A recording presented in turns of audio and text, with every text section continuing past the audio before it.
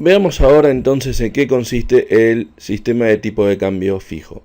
En este caso, el Banco Central fija por ley el tipo de cambio e interviene constantemente en el mercado de divisas para sostener ese tipo de cambio.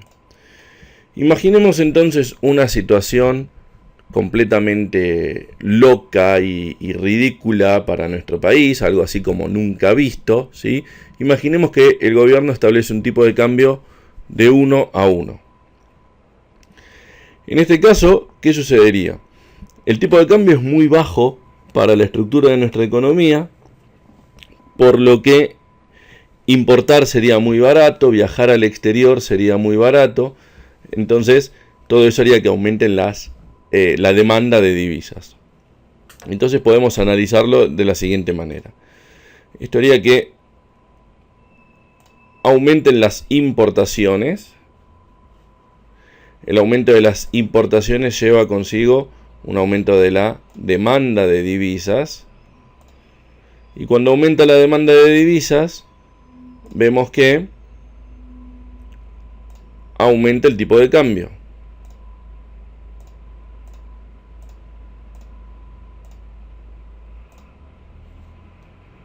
El nuevo tipo de cambio es este.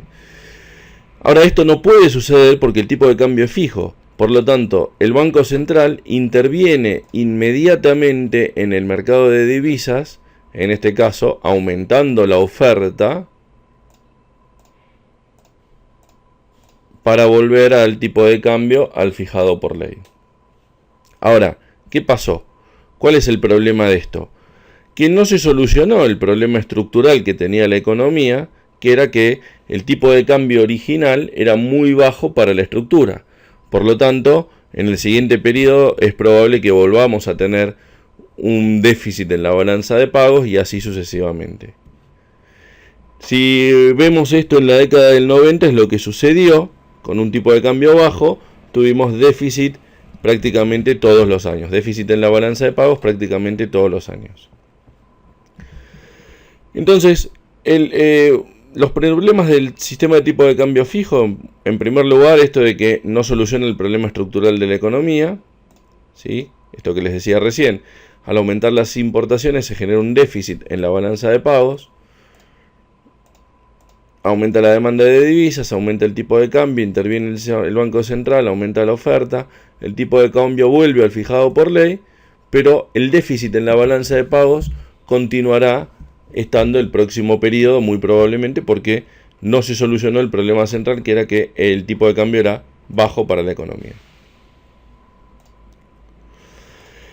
Luego tenemos las ventajas y desventajas del tipo de cambio fijo. Entre las ventajas, desfavorece el comportamiento especulativo, ¿sí? Si recordamos los años 90 y uno caminaba por Florida o por la Valle, no encontraba arbolitos, ¿sí? Lo que comúnmente se llama arbolitos, pensando en cambiar divisas ni nada por el estilo, ¿sí? Como el tipo de cambio es fijo, siempre vale lo mismo, no hay posibilidad de realizar negocio ante variaciones del tipo de cambio.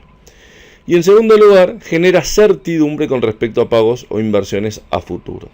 Es decir, si uno tiene seguridad de cuánto va a valer el dólar, el tipo de cambio en un futuro, bueno, tranquilamente puede manejarse con esa certidumbre y esa seguridad.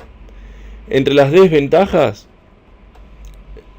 las que dijimos recién, no soluciona los problemas estructurales de la economía y no se adapta a cambios en el contexto interno o externo, principalmente el externo, como por ejemplo una modificación en el precio del petróleo, o una devaluación en Brasil, o una variación en el precio de la soja, o lo que sea.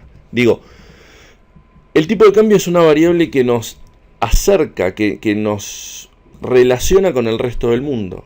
Entonces, no debería ser el mismo tipo de cambio si el precio del petróleo es de 100 pesos o de 1000 pesos, si el precio de la soja es de 50 pesos o de 500 pesos, o si Brasil devalúa fuertemente su moneda o revalúa su moneda o lo que sea.